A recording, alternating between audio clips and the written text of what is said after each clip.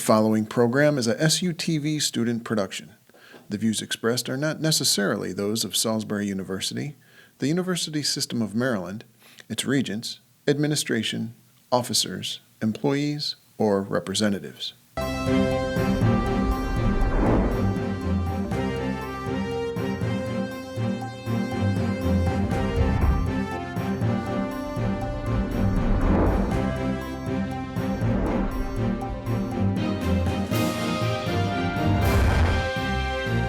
Good evening and welcome to SUTV Evening News. With the new semester comes new commuters. Whether they're students who walk to school, bike to class, or drive, thousands of students live off campus. Tonight, Juliana Albano tells us about some of those students and what SU is doing to stay connected. Commuter Connections is a program focused on getting commuter students acclimated to campus. Its general purpose is to make commuter students still feel a part of the university even though they live off campus. Many commuter students transfer after their sophomore year because they feel like there's nothing to do and their life off campus pulls them away from the university community. Commuter Connections tries to do as much as possible to keep them here. We spoke to Commuter Connections coordinator Shannon Henry about some of the events held here on campus. So right now we have the Good Morning Commuter Breakfast that happens every Wednesday, 8:30 to 9:30. Commuters can come in, stop, get a free coffee or tea, a pastry, and just get our day started. And at the end of the month, I think September 25th, we have our first commuter luncheon, and we'll have how to get involved on campus with Dr. Tricia. She'll be from Student Activities, I believe. The more students I see come to our breakfast and our luncheons, they kind of see me as the face of Commuter Connections. They stop by our office more. Even at these kind of events, you'll get questions about the library or about how they can trade in their books, anything they didn't know beforehand, and so they kind of get connected to that face of Commuter Connections, and they're more apt to get the help that they need. Currently, Commuter Connections is holding an Instagram competition for photos that show the best part about being a commuter on the SU campus. To participate, all you have to do is take a picture and post it with the hashtag SUCommuter. Enter by September 30th to be eligible to win a $25 gift card to the bookstore. Juliana Albano reporting for SUTV News. And homecoming week will be upon us about a month from now. The week-long festivities end with the crowning of a king and queen. If you are a senior graduating in December or May and would like to run for homecoming king or queen, the deadline to apply is October the 1st. The application is available on SU's website. And now we take a look at what's coming up this week with weather with Emily Lewis. Hey everybody, that's right. Those summer temperatures haven't gone away just yet. As you can see here, most of the United States is still in hot temperatures in the 90s and 80s. However, in Delmarva, we've seen temperatures in the 70s, which is pretty good. It's the start to our fall season. This weekend coming up, we've been under a high pressure for the last couple of days or so we've seen nice, clear, sunny skies.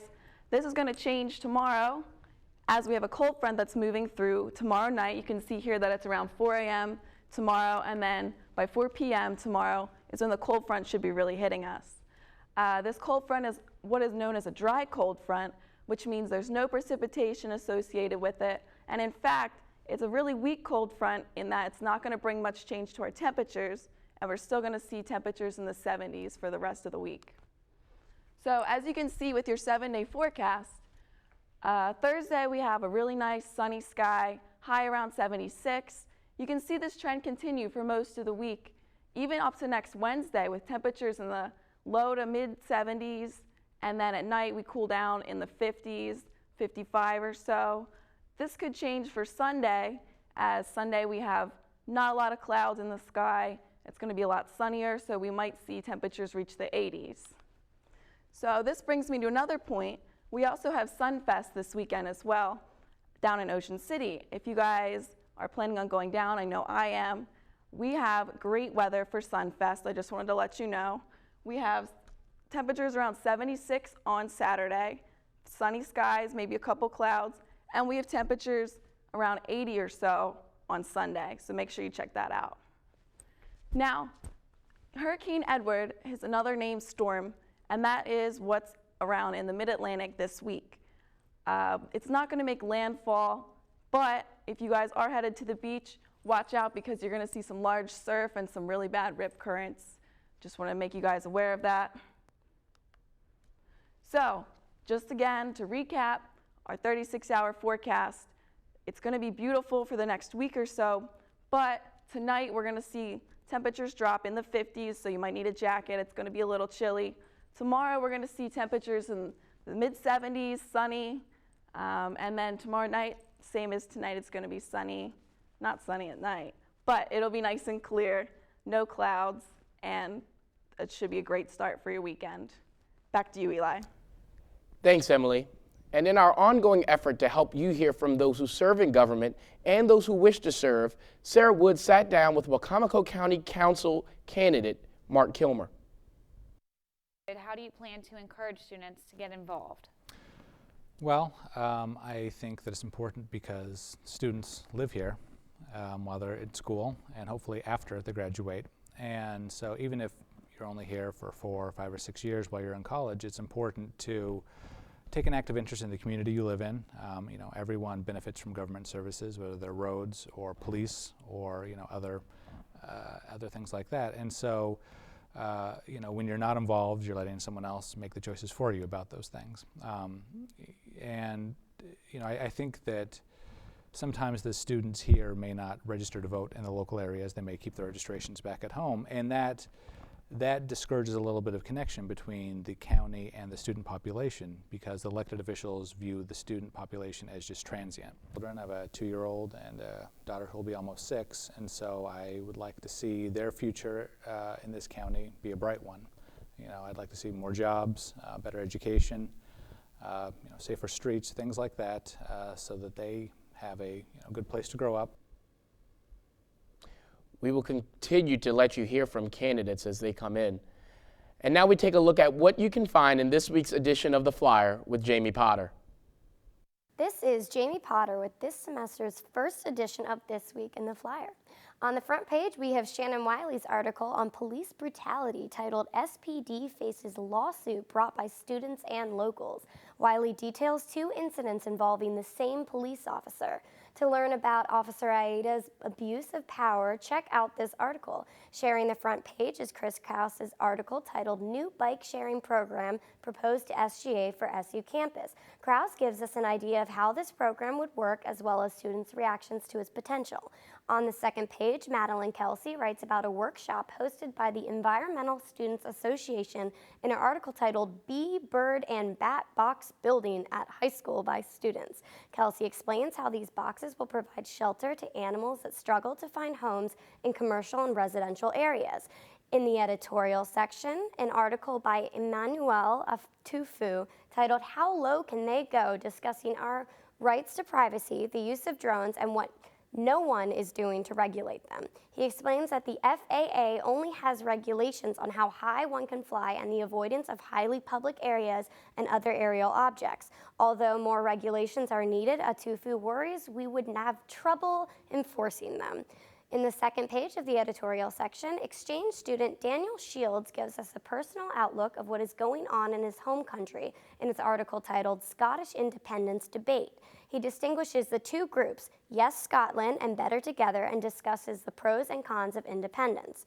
In the Go Life section, we learn about one student's amazing experience abroad in Rachel Taylor's article titled SU Student Russo Designs Album Cover. Taylor tells the story of how Russo came into contact with Scottish band One Last Secret and the job opportunity her unique artwork landed her.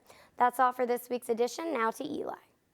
And now we take a look at the goings-on with SU Sports with a sports update from Kat Murphy.